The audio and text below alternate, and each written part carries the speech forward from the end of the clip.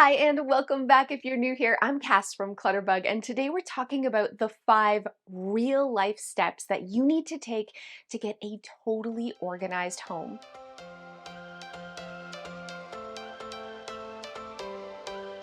Every change has a reason. Baby, let it come to you. No matter what area of your life you want to improve, an organized home can help because your home is like the foundation for your entire life. And when you're in control and it's solid, everything improves. Your relationships, your finances, every aspect, your self-confidence more than anything else. And I know this because I used to be a super slob. And when I finally made that transition to organization, it's badonkadonks crazy how much my life improved. And I want to help you too. But here's the thing, it isn't just going to the store and buying containers. We can't just solve the problem by spending more money and buying more stuff. There's actual real steps to transforming your home through organization. And I'm going to share those with you right now, starting with the very first one. And this one is critical. The first step is having a written plan. A goal without a plan is just like a dream. We have to actually write down the thing that we want to accomplish. Not only does this shift things in your mind and make it like a real goal, but by breaking down that goal into lots of little chunks, you're also way less likely to feel overwhelmed and procrastinate. I call this brain dumping. So think about organizing your home. Don't put, I want to organize the kitchen. We have to break this down into tasks like organize the junk drawer, do all of our upper cabinets, do our lower cabinets, work on the pantry. This seems like a lot of work, but it's so simple. Grab a piece of paper and just brain dump all your thoughts, all the different spaces that you want to tackle, and make sure that each one that you're writing down doesn't take you more than 30 minutes to an hour tops. So one shelf in a closet, or maybe just all of your t-shirts. Doing it this way, making a plan, writing everything down is key to overcoming that procrastination. It's key to shifting your mindset and really declaring what your goal is so that you can make it happen. Step 2 is so critical. This is something that we just don't do. I don't know. This isn't taught. It's like time management. Why aren't they teaching us? This is the critical step for seeing success, and that is taking a look at your big list, all your brain dumps, all the things you want to accomplish, picking one and scheduling a date to do it. Like picking, I'm doing this Friday at 4 p.m. and put it in your calendar. You can put it in your electronic calendar, you can put it in your planner, whatever you use to plan your time. You have to schedule a date with yourself, because if not, we're just going to continue to procrastinate this. We're going to put it off and not make it a priority. This is key. Every single thing you want to do, you have to set a date with yourself. I didn't come up with this. Brilliant time management experts have shown time and time again, research and studies have shown that when you put something in your calendar, when you set a date to achieve a goal, you are way more likely to actually do it. Step 3 is the mantra 5 minutes matters. I'm great about making lists. I can make lists all day. But I also tend to procrastinate or like snooze the events, right? I mean, that's human nature. We always are looking for the shortcut, the way out of doing the work. But the 5 minutes matters mantra means that you just repeat to yourself, I only have to do this task for 5 minutes. Maybe you're supposed to be doing the junk drawer today. You only have to get up and work on it for 5 minutes. That's it. Set a timer. We can do anything for 5 minutes. And what this really does is it tricks our brain to get up and get started. And even if we stop at 5 minutes, we're going to be way further ahead than if we had done nothing at all. But what usually happens is the hard part is getting up. It's getting yourself motivated. But once you have that, the momentum will carry you through. And so 5 minutes matters mantras has changed my life. I schedule things, I write down all the things I want to do, I schedule a date with myself, and when that alarm reminds me that it's time, I grudgingly get up and say, I only have to do it for 5 minutes. And the magical thing is, I accomplish amazing things. And I've talked to so many incredibly successful people that I respect, and this is their secret. They write down their goals in actionable, small, bite-sized pieces. They schedule a date to do each of those things, and they force themselves to get up and do it just for a few minutes. Eat that frog, it's called. Get up, do it.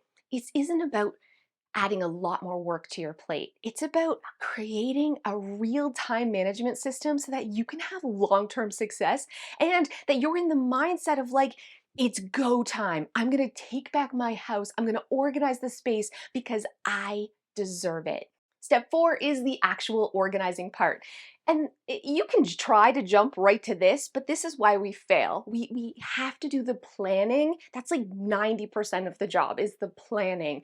The organizing part is actually the easiest part of this, but here's how we organize properly. We start with whatever space, whatever small task, and we take everything out of the drawer, everything off the shelf, not your whole kitchen, not your entire closet, one small project at a time. Take it out and now put things back, starting with the things you use the most often. We always start with the things we use the most often because that's fun. It's like shopping our stuff, but it also really shows us what we don't need. And you're going to find a ton of stuff that can go. This is so important to declutter. We can't organize excess. So as you're putting things back, when there's random things left over, you're like, I don't know where this should go. Why is it even in here? I forgot I owned it. Put it in a bag to toss or donate immediately. You are going to see amazing success when you declutter. There should never be a space in your home that you're organizing where something doesn't leave. Decluttering is key. So move from space to space, one drawer, one project, whatever you have scheduled that day, organize one at a time and make sure you're decluttering along the way. Step 5 is complete the cycle. And what I mean by this is don't stop until you've tidied up any mess from organizing that. That's why we start with really small projects, because what I used to do when organizing was I would start organizing a drawer and then there would be a ton of stuff that didn't belong in that drawer, but I didn't know where else to put it. So I would kind of like put it in a bag or a box and leave it to the side. And then I would have a ton of random clutter everywhere that I would just stuff shuffle from room to room. Completing the cycle means actually putting that stuff away. And if it doesn't have a home, you think, where would I look for this first? And you put it there. And we don't organize the space where we're putting it. That's not what this is about. It's about getting things into a good enough home. And if there are things that you're like, I honestly have no idea where I would look for this. I don't even know that I owned it. It's super random. It's like a little broken piece of plastic and you don't know what it's for. Get rid of it. Stop the stuff shuffling. You are not done until you're done. Finish each project. Do it. You will be, even if you're just putting things back into the drawer, we're not creating more mess for ourselves because we want to see progress and nothing but progress. Completing the cycle is critical to having success when organizing your home. I've helped hundreds of clients organize their home. And the thing I find really fascinating is the people who struggle the most to get organized are almost always perfectionists.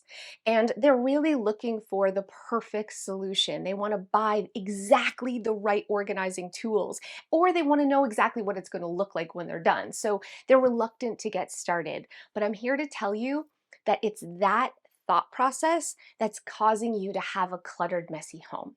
And the way to overcome this is to embrace good enough. Make a plan, schedule time, get started. It isn't about perfection. It isn't about making it Pinterest worthy, look like some gorgeous Instagram thing.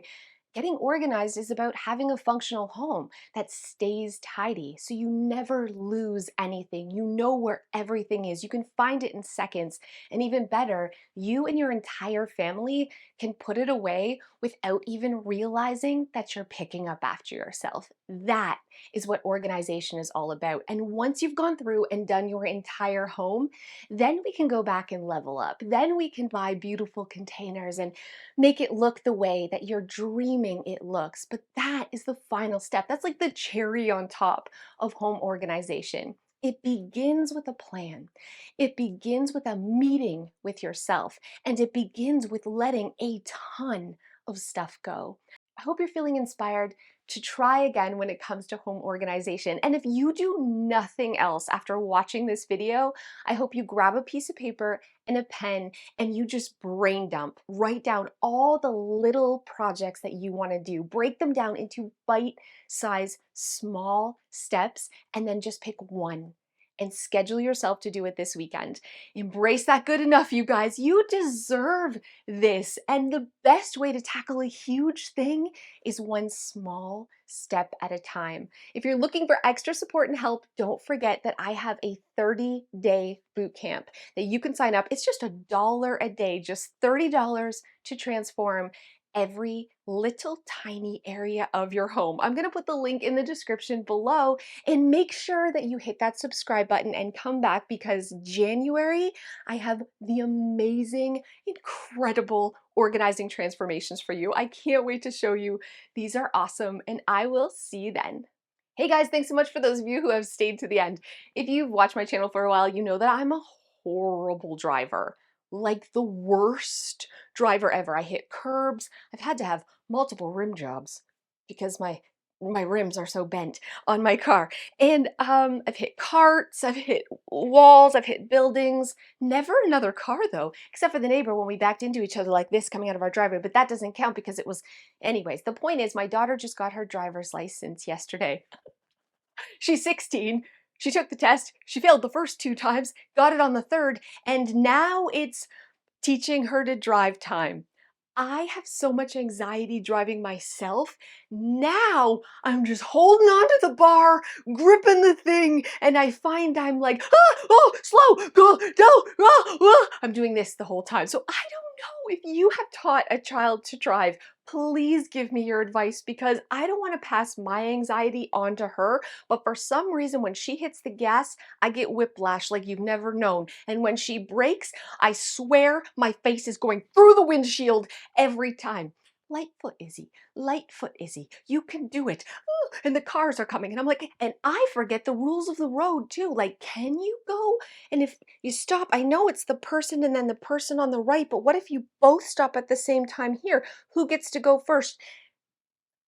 It's a nightmare, okay? Teaching a kid to drive has been the most stressful thing that I've done in a very long time. So I welcome your advice. If you've done this, I think I might just pay for driver's ed. I think I might just pay someone else to teach her so we both don't have a brain aneurysm. Thank you guys so much for watching, and I'll see you next time.